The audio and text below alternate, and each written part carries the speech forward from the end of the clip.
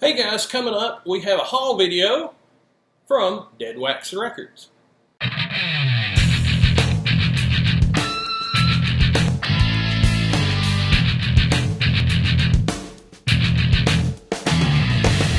Hey guys, now you may be wondering what exactly is Dead Wax Records. Well, the little bit of the record where the needle goes to the end of the label, that's the dead wax part. But there's actually a record store in my town called Dead Wax Records, located in Lenore, North Carolina, and they have movies, they have albums, of course, vinyl, then cassettes, even CDs. Well, I should say even cassettes. They have the odd 8-track, 45s, magazines, older magazines like Hit Parade or things like that. Some Rob Zombie books if you're into the horror stuff. They have some of those things.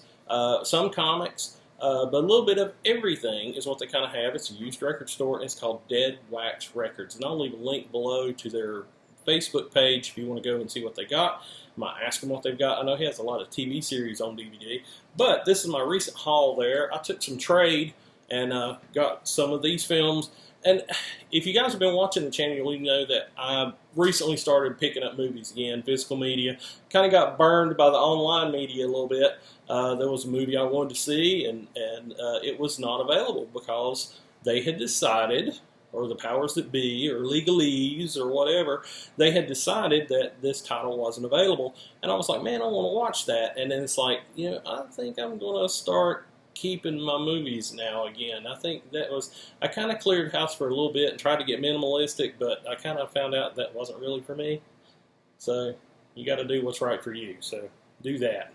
Anyway, these are some films, and I got little incidents about every one of them, but these are some films I picked up at Dead Wax Records. Dead Wax is a great little record shop that you can stop by, and also, like I say, go online and see what they've got. Or what he mentions. We got this new this week or something like that, but I did pick up a few things there.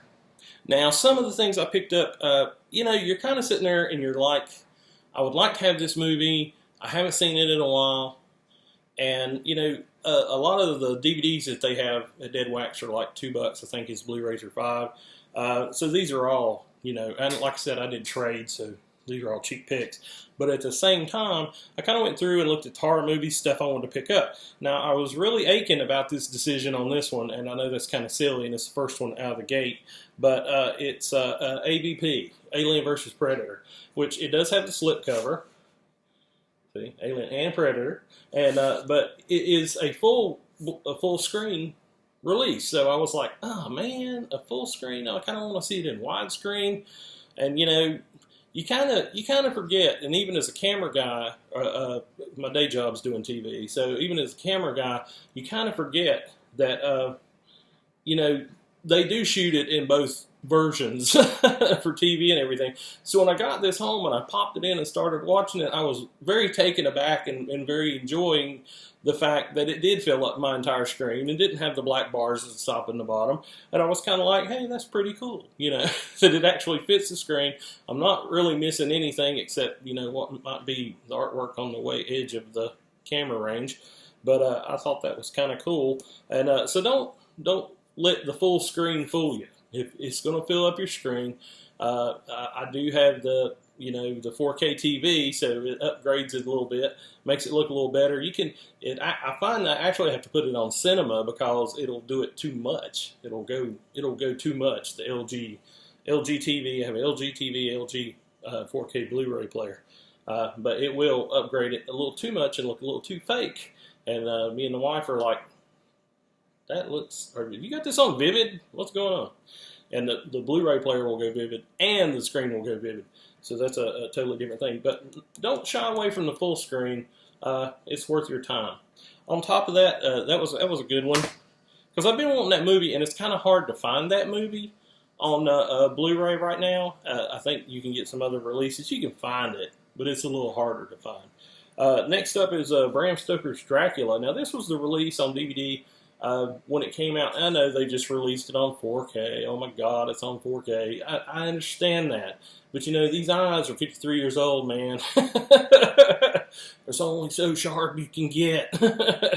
So it's kind of like, if you get the movie for $2, rather have the movie in my collection than have it for $2. Now, this was the release of Bram Stoker's Dracula that they did, come out after the Oscars. So they Sony did like kind of a really nice Columbia Pictures, really nice release, and they have the slip cover that goes with it. Then of course you see Dracula like that, and a paper. It's all a paper kind of thing. And then there's the DVDs with special features, and then the little back cover. But just a nice little book slipcase version of Bram Stoker's Dracula. And I forgot how much I liked this movie. I really enjoyed this movie, and I know one of the biggest things was his shadow being alive behind him. And I remember seeing it with my sister in the theater, and she's like, where was his shadow when they're like beating him up? It's like Peter Pan. Just like, now this next one's a guilty pleasure. It's kind of like it's kind of special to me on a personal level. I took my wife to see it. It was the first movie we went to see. And it's Freddy's Dead, The Final Nightmare, which is an absolutely horrible Freddy movie. This particular copy had been a rental. You can see by all the little numbers, it was hand scribbled on here. And even on the Blu-ray, on the disc itself, it's got the little Flick Video, which is a local video store around here. But anyway, it's a horrible nightmare movie.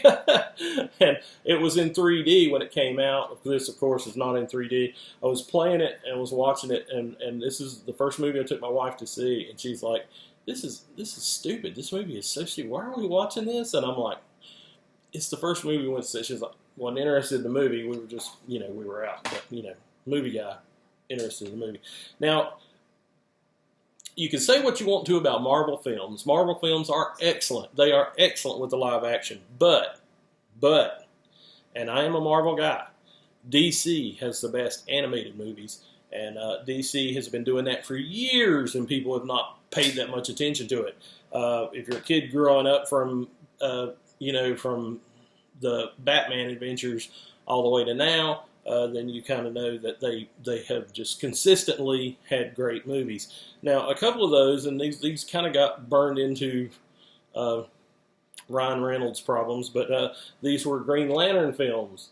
And the first one, I do remember this one coming out before the Green Lantern movie came out, which is called First Flight, which is a very good movie, and I enjoyed it very much. And then on top of that, you have Emerald Knights, which I haven't seen. And they do still, one thing I will say about the DC movies is they keep their full price on there. They're not going to let you get out of not paying to see it. So they put some money into it. They make you pay for it. So when you can find these at a cheap price, you see these at the Dollar Tree, you see these at Big Lots, they're worth your time. Pick them up. You'll have a good time. You'll enjoy it. Kids will enjoy it too. One of the favorite movies my kids had was the Wonder Woman movie, the first animated movie they did of Wonder Woman. And they just love that. Now, like I say, some of these films that I picked up, I was just like, man, do I really want that? Because I know it came out on 4K. Do I really want that? But I don't have it in my collection. For $2, I'm going to get it and just have it in the collection. I can upgrade later. You can always upgrade later. Remember that. So the first one up is Hellboy. And I was like looking at this disc and I was thinking, Guillermo del Toro, this is kind of what, he had done some Spanish horror and stuff like that before this, but this is kind of this, and Blade 2 is kind of what got him known in Hollywood. I think he really got known after he did the script for Puss in Boots, which people don't realize he helped with the script of Puss in Boots, the animated movie that goes with the Shrek films. But this one and Blade 2 really kind of made him. And of course, I think this follows more closely than the new Hellboy movie, the original scripts by Mike Mignola. And then, of course, there was Hellboy 2, The Golden Army. And so picked both of those up. Ron Perlman, excellent in both films. Now, what was going to originally happen was there was going to be a Hellboy 3 and be a series finale and end it. And Mike Mignola, the creator of Hellboy, didn't like the story that Guillermo del Toro was going to tell, and he didn't want him to do it at the time because he was getting ready to do Hellboy in Hell, which is a graphic novel series that he did, and that's how he wanted to end the series, not necessarily the way Gilmore wanted to. So he did his own, but so that's why the new movie that's out with Ian McShane and the guy from Stranger Things, which is an excellent movie. I enjoyed the movie. I had a lot of friends that said, "What happened to that movie? Why was that movie so bad?" It wasn't bad. If you read the comics, it was exactly like the comics, and in fact, some of this verbatim. So I thought that it went pretty good along with the comics, and Hellboy basically is a regular guy. He just happens to be a devil, and he doesn't even know why. We don't even know why, but here he is, and he's helping out mankind. So good stuff. It kind of gives, in the new movie, it kind of gives a little more emphasis to why that's the case. Second date, no tongue. Now this, I told you about Freddy, and that was like reminiscent of the first movie I took my wife to see. This is one of our favorite films, and it's Prince of Tides. Now, if you haven't seen it, this is not a horror movie or any of that stuff, but it's Pat Conroy, the great Santini, famous novelist, famous Southern novelist. He died a few years ago. But The Prince of Tides is a story about a family from South Carolina and a pair of twins. One of them tries to kill herself. Then the brother goes to New York to try to find her and help her out. It was directed by Barbara Streisand. Me and my wife have always loved this film. It's now only available on Criterion, and so the Blu-ray will set you back $30. So for $2, Prince of Tides, I picked it up. I remember this year when the film came out. This year that the film came out was early 90s, I would say, and like 91 or 92. But anyway, Barbara Streisand was up for Best Picture, Best Director. And everybody thought she was going to get it. And she didn't. She got robbed because she should have. I remember that at the time. But, that's the way the Academy Awards go, because you always have these people like, it's like Return of the Jedi not winning anything, but Return of the King won. I'm sorry. One had a better story and better, it was just like, God bless Peter Jackson, but it was just like, the Academy's paying him off for having 3 great movies. And so, I'm just saying. There's stuff they do like that kind of gets you every now and then. It's like John Wayne getting a Lifetime Achievement Award, never actually winning an Oscar because, he was too lowbrow for them to give him an Oscar. He had to win a Lifetime Achievement. He was good in Rooster Cogburn. He was good in The Cowboys. He was good in films. He played the same kind of guy in every movie, but he was good in them. When he played Rooster Cogburn, it was good. It was a good movie. Sometimes the Academy is kind of bad, but if you haven't seen Prince of Tides, pick up the book by Pat Conroy or watch the movie. A very entertaining movie directed by Barbara Streisand.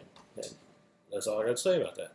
Also, this one I saw when it came out, and it just looked interesting, funny, kind of freaky. I saw parts of it on cable because that's just the world we live in. But that is Victor Frankenstein with James McAvoy and I forget, Daniel Radcliffe. I couldn't remember Harry Potter's name. Anyway, so Harry Potter plays Igor, Victor Frankenstein, and James McAvoy, I think, could read the phone book and I would enjoy it. He's done some great movies, The Last King of Scotland, things like that. He's done some great movies, and then he's done Children of Doom. he's run the gambit. Apocalypse, X-Men Apocalypse.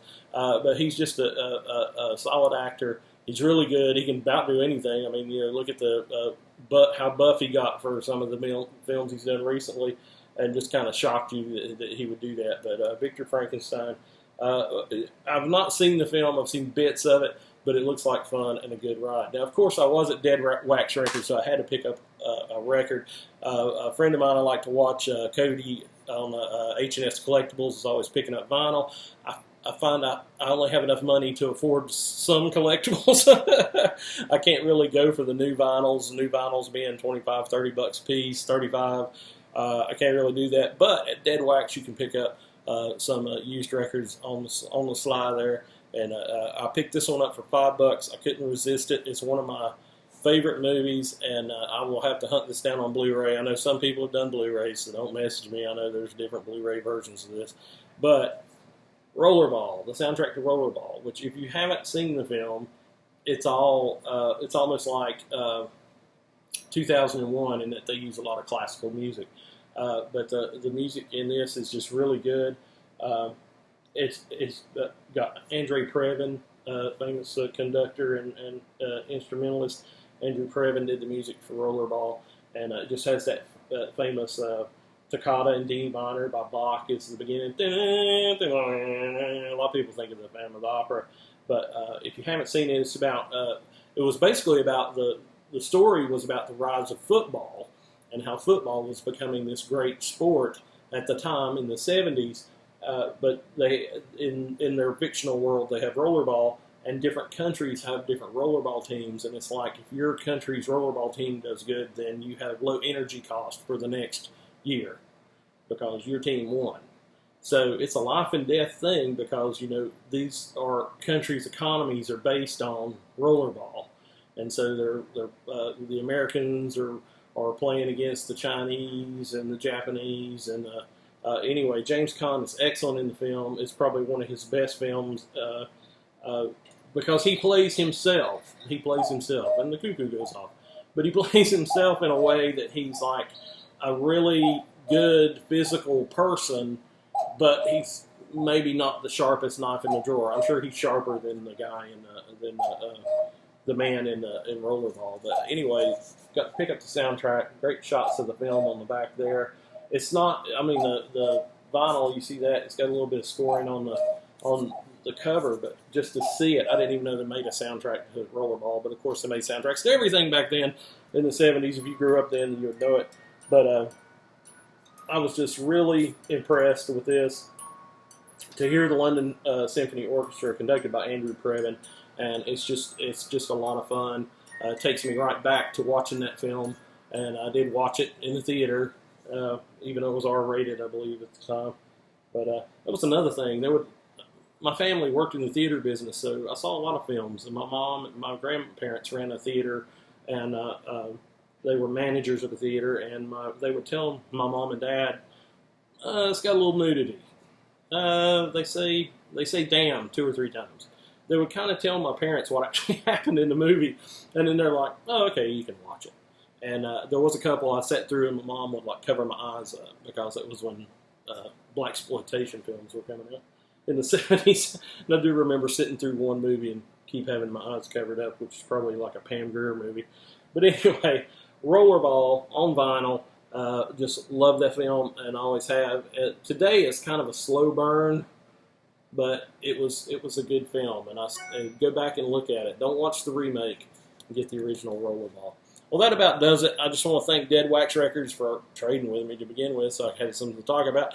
And then also just kind of go over some of these things. There's so many collectibles I'd like to talk about. I'm probably going to brand things a little different, but it'll still be under this banner of Cheap Ass Movie Reviews. I didn't think that far ahead. I was thinking more about the movie reviews, and I wasn't thinking about, if I wanted to review something that was full price, if I wanted to review something else. Didn't really think about vinyl, comics. I'm a big comic guy, so I didn't really think about all those different things, but I think I'm just going to head them all under the Cheap Ass Movie Review banner. If you like this video and you like hearing me rant on and on for absolutely no reason that my family and my coworkers have to put up with, you can hit like and subscribe. And you can also, if you want, go ahead and hit the little ding bell and ding, then you'll get notified whenever I put up a video. And I hope to be more frequent with that. I know a lot of folks are trying to do a video a day in October, a lot of the horror folks I watch. So everybody's trying to do a lot more content right now. So hopefully I'll have more up and might have something that interests you. I'm Eric Stafford saying, hey, let's go to the movies.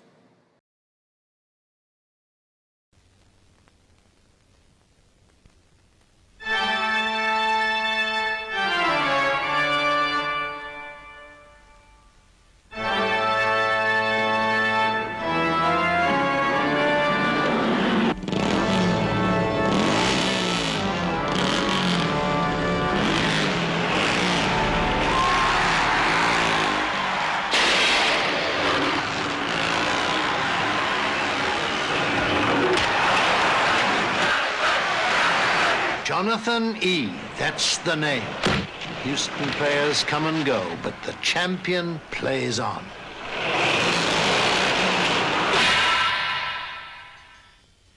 You know how the game serves us. It has a definite social purpose. Nations are bankrupt, gone, no poverty, no sickness. Man has accomplished what he'd always craved. Corporate society was an inevitable destiny. The good life, a centuries-old dream. You better do as you're told, Jonathan. That's all I have to say. Don't be here when I come back. You won't be back, Johnny boy. No player is greater than the game itself. It's not a game a man is supposed to grow strong in, Jonathan.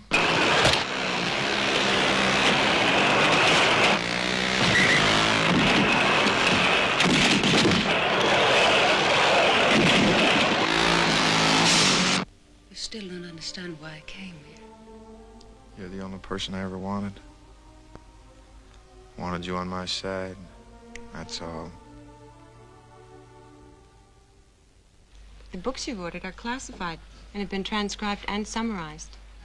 Well, who summarizes them? Zero, of course. He's the world's brain. Does it answer you? Oh, yes, it speaks. I'd like some information about corporate decisions, how they're made and who makes them. They're afraid of you, Jonathan. All the way to the top they are. The game was created to demonstrate the futility of individual effort.